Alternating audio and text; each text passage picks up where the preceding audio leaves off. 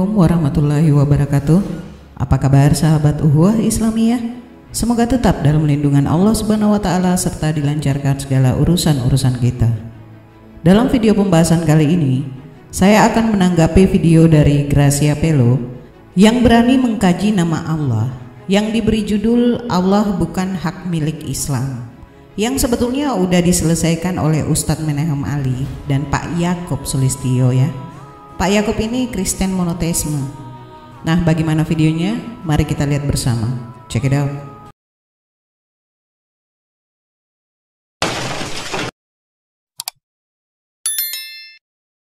Yang intinya di dalam kolaborasi Muhammad Ali dengan Yakob Sulistyo adalah hapuskan nama Allah dan buang dari Alkitab dan tidak boleh diucapkan orang Kristen. Muhammad Ali dan Yakob Sulistyo sepakat bahwa nama Allah itu bisa jadi milik Islam ataupun nama selain milik Islam yang pasti bukan nama sesembahan Kristen. Jadi yang bukan Kristen, yang bukan Islam, tidak punya hak karena itu hak miliknya Islam. Saya tegaskan, Allah itu bahasa Arab bukan hak miliknya Islam. Ini ngawur pol. Secara logika, sebelum saya bukakan data-datanya, menurut logika sederhana, agama yang sudah ada di Arab sebelum Islam itu ada agama Kristen, termasuk kepercayaan-kepercayaan yang lain. Orang Arab sebelum Islam, sebagian banyak yang memeluk agama Yahudi dan Kristen, dan mereka sudah menggunakan kata alas karena memang mereka orang Arab, walau agamanya Yahudi maupun Kristen. Ini secara nalar sederhana aja kita sudah bisa lihat semacam ini. Untuk melihat bahwa opini yang dikembangkan Muhammad Ali dan Yakob Sulistyo itu opini sesat, opini ngawur yang memiliki efek untuk konflik horizontal. Setelah melihat kurang lebihnya video dari Gracia tentang opininya mengenai penggunaan nama Allah yang berkata bahwa sebelum Islam ada, Kristen di Arab telah memakai juga nama Allah ini. Kalau seperti itu, saya juga bisa buktikan bahwa sebelum agama Kristen muncul dalam sejarah, orang Yahudi sudah berbahasa Arab, khususnya kaum Yahudi Separdi di Timur Tengah. Mereka telah menggunakan istilah Allah sebagai proper name atau nama diri. Kaum Yahudi Separdi sebagai penutur bahasa Yudeo-Arabik, ternyata mereka lebih dulu eksis dibanding kaum Nasrani di Timur Tengah. Klaim kaum Kristen yang menyatakan bahwa sebelum Islam menggunakan istilah Allah, kaum Nasrani di wilayah Arab lebih duluan menggunakan istilah Allah.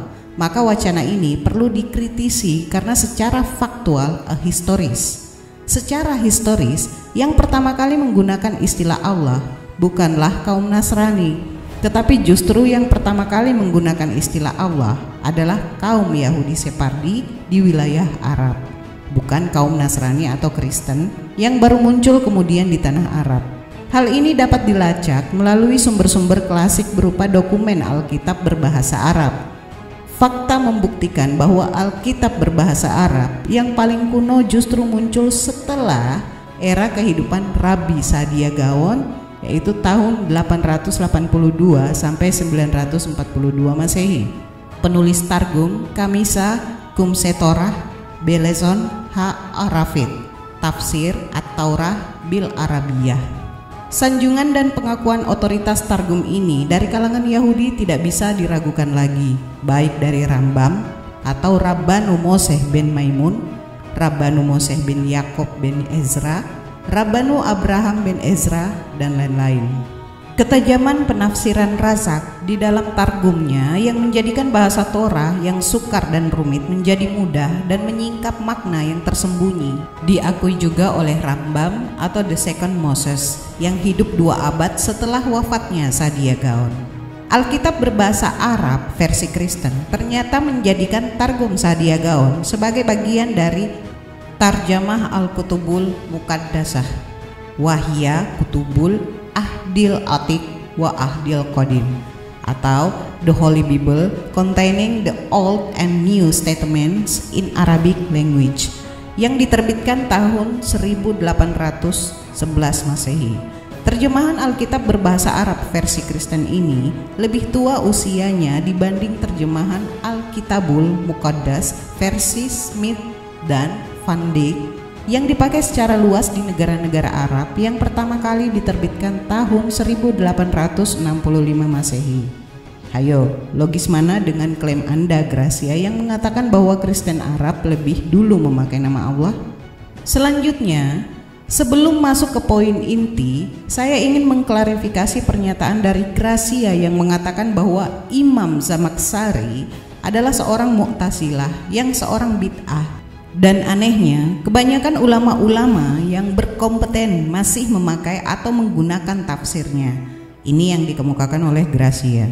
Zamakhsyari di dalam tafsir Qur'annya Al-Kashaf, tafsir Al-Quran dengan gaya bahasa yang terbaik dan yang terindah, sangat-sangat puitis, yang masih dijual umum di seluruh toko buku-buku muslim, masih mudah menemui ini, bahkan di online pun masih banyak, sekalipun dia Mu'tazilah, tapi tetap dipakai.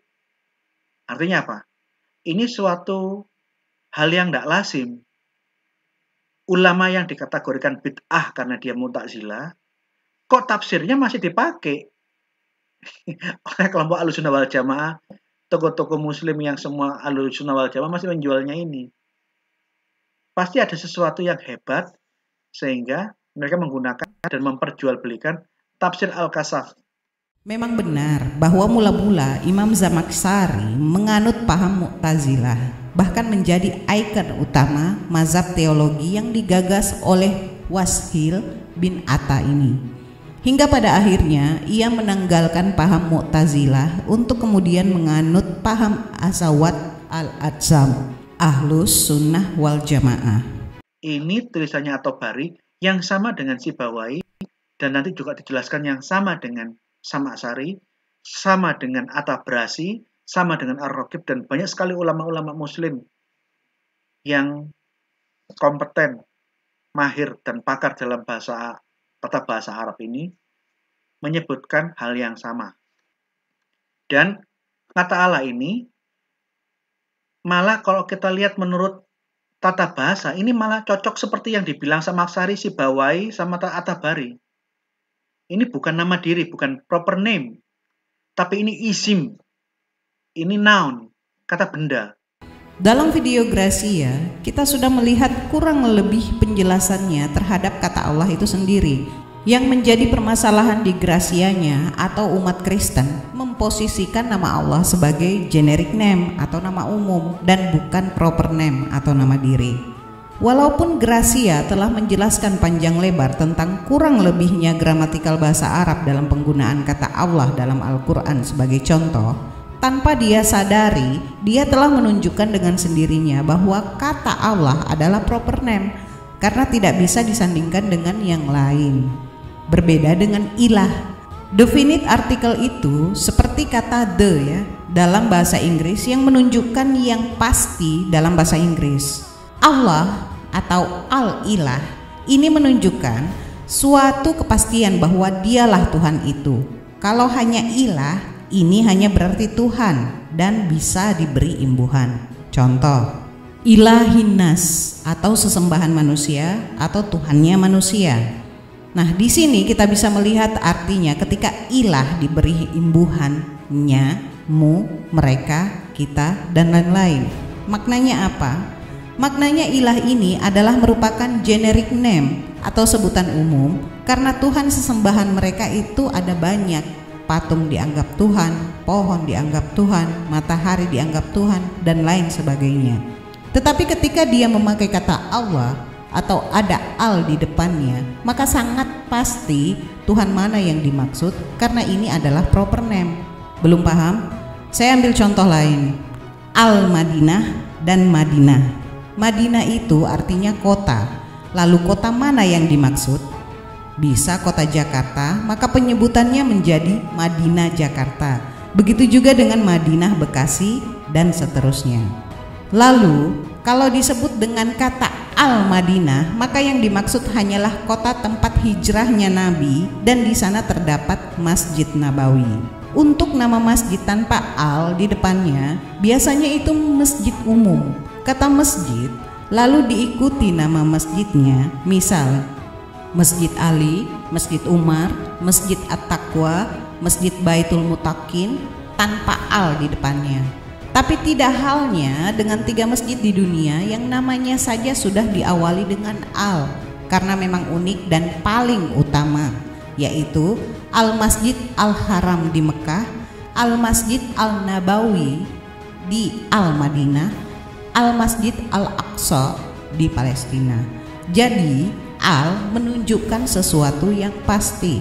Ini ya, contoh kata Allah di dalam kalimat yang tidak ditulis lengkap Allah, tapi maknanya Allah, maknanya God, tapi tidak ditulis lengkap the God.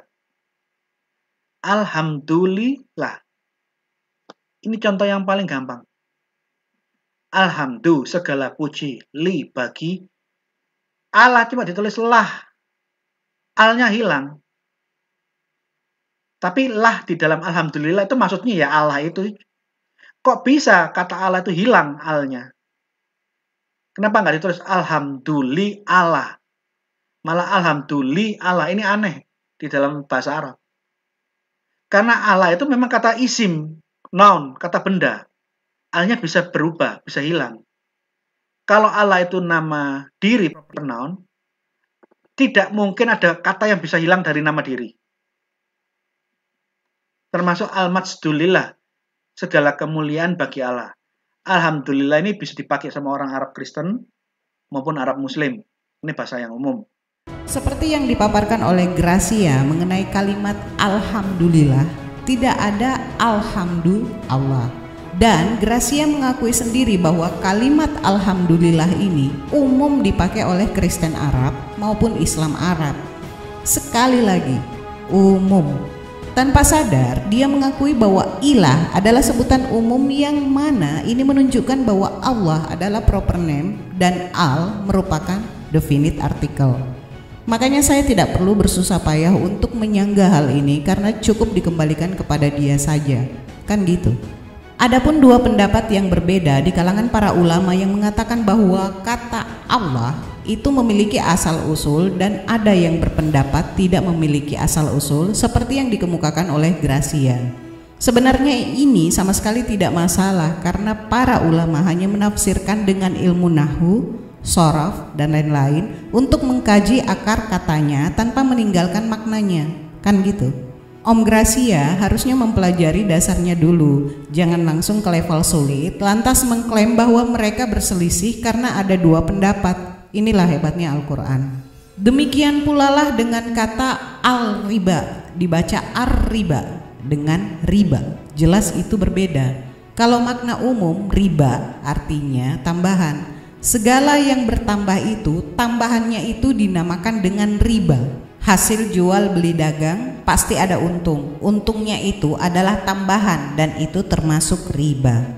Menurut istilah Quran, selalu menggunakan kata ar-riba yang selalu berkonotasi negatif dan bahkan diperangi Allah Subhanahu wa taala, yang artinya riba tertentu atau khusus saja, ditandai dengan imbuhan al atau dibaca jadi ar yang maknanya dalam bahasa Inggris adalah the. Jadi bukan hantam kromo, semua yang dikategorikan tambahan itu riba yang diharamkan. Back to Allah. Seperti yang sudah saya paparkan di awal bahwa penggunaan kata Allah ini sudah dipakai oleh kalangan kaum Yahudi Separdi di Timur Tengah jauh sebelum Kristen Arab muncul. Rabi Sadia Gaon dalam targumnya menyebutkan bahwa lafal Allah sebagai 4 aksara suci sejajar dengan lafal YHWH. Maka ini membuktikan bahwa sebelum era Az-Zamakhsyari, lafal Allah di kalangan tradisi Yahudi telah dikenal sebagai proper name dan itu sudah eksis dalam tradisi Arab klasik. Dan hal ini sama sekali tidak mendapatkan pertentangan dari rabi-rabi Yahudi lainnya. Jika ada, tolong Gracia tampilkan di sini ya. Allah sama dengan YHWH atau proper name. Ilah sama dengan Eloh berarti Tuhan atau generic name. Rob sama dengan Adonai yang berarti Tuhan, bisa juga Tuhan. Jika Gracia mengatakan bahwa Islam mengklaim bahwa penyebutan nama Allah adalah hak milik Islam itu keliru, sekarang saya balikin Anda. Jika Kristen mengakui bahwa Allah adalah proper name atau nama diri, mutlak tidak masalah. Masalahnya kan Kristen mengklaim bahwa Allah adalah generic name. Contoh dalam Bible, Allahku, Allahmu, Allah mereka, bukan ilahku, ilahmu, ilah mereka. Kan kebalik. Lantas Anda mengklaim bahwa Kristen Arab telah memakai kata Allah sebelum agama Islam dan Nabi Muhammad lahir, menggunakannya itu sebagai proper name atau generic name. Bahkan Kristen yang monotheism seperti Pak Yakub Sulistyo ini mengakui dan bertentangan dengan Anda yang sesama Kristen. Kalian berembuk dulu lah, kemudian setelah mencapai mufakat baru mengambil kesimpulan. Tuh, tanpa ragu aja tidak setuju penggunaan kata Allah dalam Bible. Dia mau mengganti dengan dewa katanya. Diskusikan dulu sesamamu, jangan bawa-bawa Islam dulu. Situ aja belum kelar kok persoalan nama Allah ini. PR buat Gracia. Pertama, apakah Imam Sibawai dan Imam Zamakhsyari menolak lafal Allah sebagai proper name? Kedua, apakah Rabi Sadia Gaon terpengaruh teologis Islam terkait lafal Allah sebagai proper name? Bila Rabi Sadia Gaon tidak terpengaruh dengan pemahaman teologis Islam, berarti memang sejak semula dalam pemahaman Yahudi, lafal Allah diakui sebagai proper name atau nama diri yang sejajar dengan YHWH dalam bahasa Ibrani. Coba jawab itu, jangan muter-muter nggak karuan. Ada indikasi karena bingungnya Gracia dengan nama Bapak, maka metode mencari draw selalu diupayakan ke Islam. Saya kali ini sengaja belum memberikan dari sisi ulumul Quran, yang lebih spesifik dari sudut pandang nahwu, sorof, dan lain sebagainya. Karena agar mudah dipahami dan saya rasa cukup membuktikan bahwa sebegitu ngototnya Gracia memutar-mutar tetapi tidak membuktikan apa-apa. Saya rasa cukup ya. Sebagai penutup saya akan tampilkan ulangan 5 ayat 11 yang berbunyi, jangan menyebut nama Tuhan Allahmu dengan sembarangan, sebab Tuhan akan memandang bersalah orang yang menyebut namanya dengan sembarangan. Dan nasihat kali ini adalah, jika ingin melihat prototipe penghuni neraka, seretlah kafir di depan kaca. Setelah melihat, jangan lupa baca istighfar. Saya akhiri pembahasan kali ini, semoga ada hikmah dan pembelajaran yang bisa kita petik. Kurang lebihnya mohon dimaafkan. Akhir kata, Maha benar Allah dengan segala firman-Nya. Allahumma salli ala Sayyidina Muhammad. Wassalamualaikum warahmatullahi wabarakatuh.